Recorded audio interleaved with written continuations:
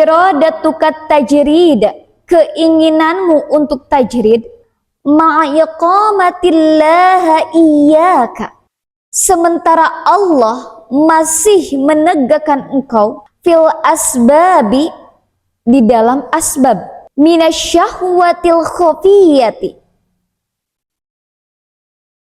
merupakan syahwat yang halus, wa iradatukal asbab, keinginanmu kepada asbab, ma'iqamatillahi iyyaka fit tajridi, sementara Allah sudah menegakkan engkau di dalam tajrid, inhitatum minal himmatil aliyati,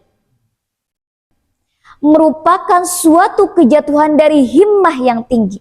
Ini ada sebuah kalimat-kalimat di dalam sebuah khazanah sufi, karena ini adalah ilmu tasawuf ya, tentang ilmu pembersihan jiwa. Yang pertama ini adalah tajrid.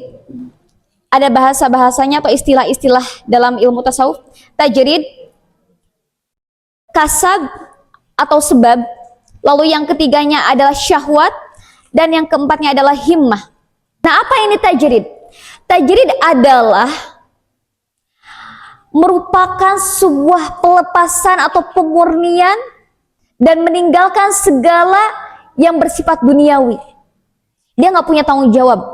Yang di makom tajrid gitu. Makom itu tempat ya, tempat tajrid. Tajrid itu adalah ketika dia tidak punya tanggung jawab, memiliki istri, dia tidak punya istri, dia tidak punya anak, dia tidak punya orang yang harus dia nafkahi, maka orang ini adalah tajrid. Dia fokus saja beribadah kepada Allah. Dia makan makanan dari pepohonan, dari buah-buahan yang ada di pohon, lalu makan ikan yang ada di laut. Itu orang-orang tajrid. Dan contoh yang bisa kita kenalnya lah, siapa coba? Santri. Santri itu tidak punya tanggung jawab apa-apa. Kata orang tua kamu cukup mondok aja. Kamu gak usah kemana-mana. Kamu cukup mendekatkan diri kepada Allah, taqarrub ilallah, mendekatkan diri kepada Allah, membersihkan jiwaku untuk menjadi seorang yang solih dan solihah. Tiba-tiba santri nyeletuk, ya aku mah pengen kerja aja, kasab, pengen kasab aja, masuk pada sebab. Padahal gak punya tanggung jawab, gak punya anak, gak punya istri, gak punya orang tua yang istilahnya dalam keadaan gak punya apa-apa, tapi dia memilih untuk kerja atau kasab, masuk kepada makom sebab. Maka itu merupakan kejatuhan dari himmah yang tinggi. Jadi alhamdulillahirrahmanirrahim. Jadi santri itu salah satu contoh orang-orang yang tajrid. Orang-orang yang sama Allah tuh udah dikasih kebutuhannya, makan sudah dipenuhi. Tugas kamu hanya belajar, tugas kamu adalah mendekatkan diri kepada Allah, itu adalah orang-orang tajrid. Posisi kita tuh apa sih? Oh, aku mungkin makomnya di makom tajrid.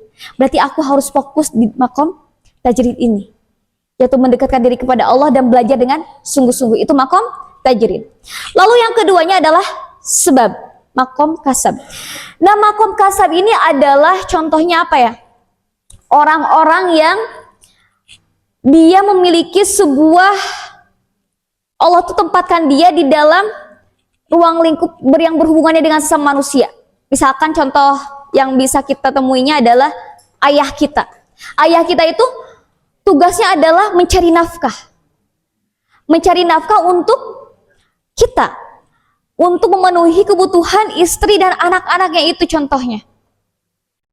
Maka seorang ayah itu di dalam makom kasab atau sebab.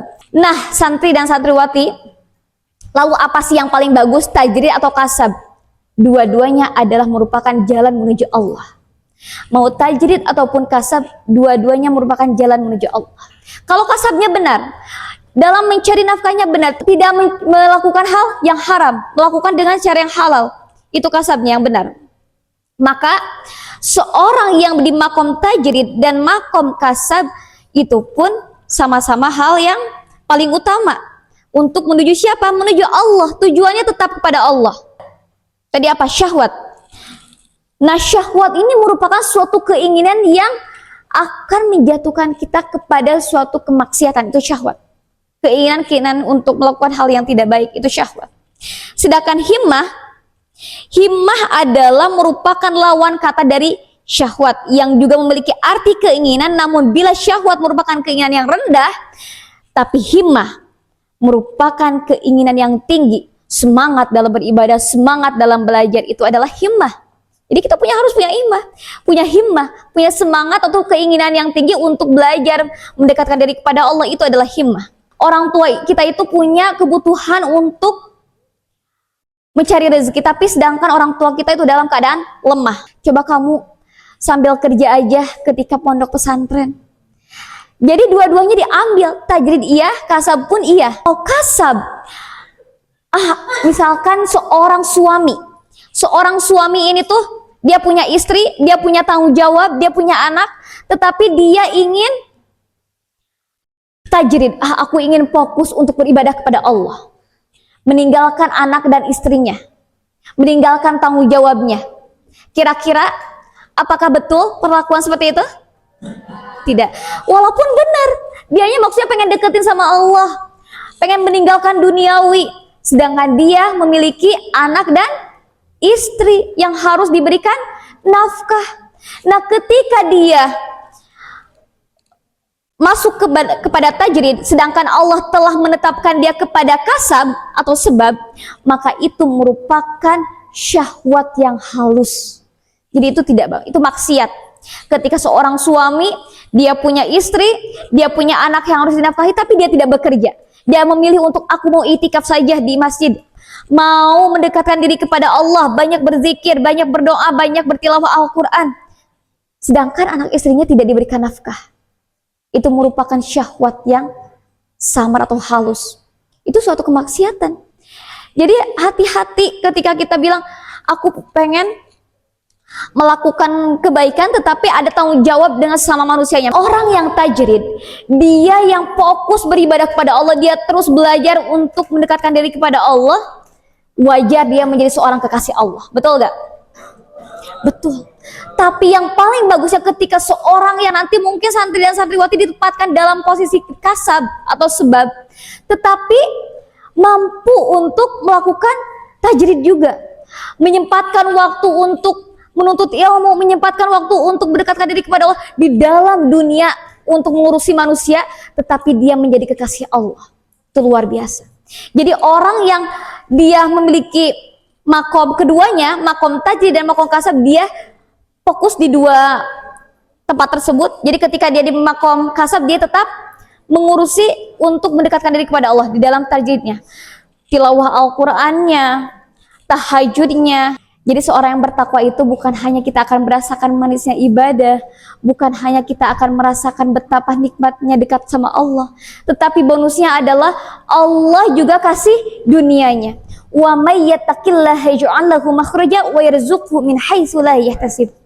Barang siapa yang bertakwa kepada Allah, menaati apapun yang Allah perintahkan dan menjauhi segala apapun yang Allah larang, Allah akan memberikan dia jalan keluar dan memberikan dia rezeki dari arah yang tidak disangka-sangka. Kenal diri kita, oh aku kalau misalkan di makom kasab atau makom sebab yang ada urusannya dengan semua manusia, bisa jadi kan santriwati misalkan jadi orang gubernur, kan nggak tahu ya, atau menjadi seorang presiden.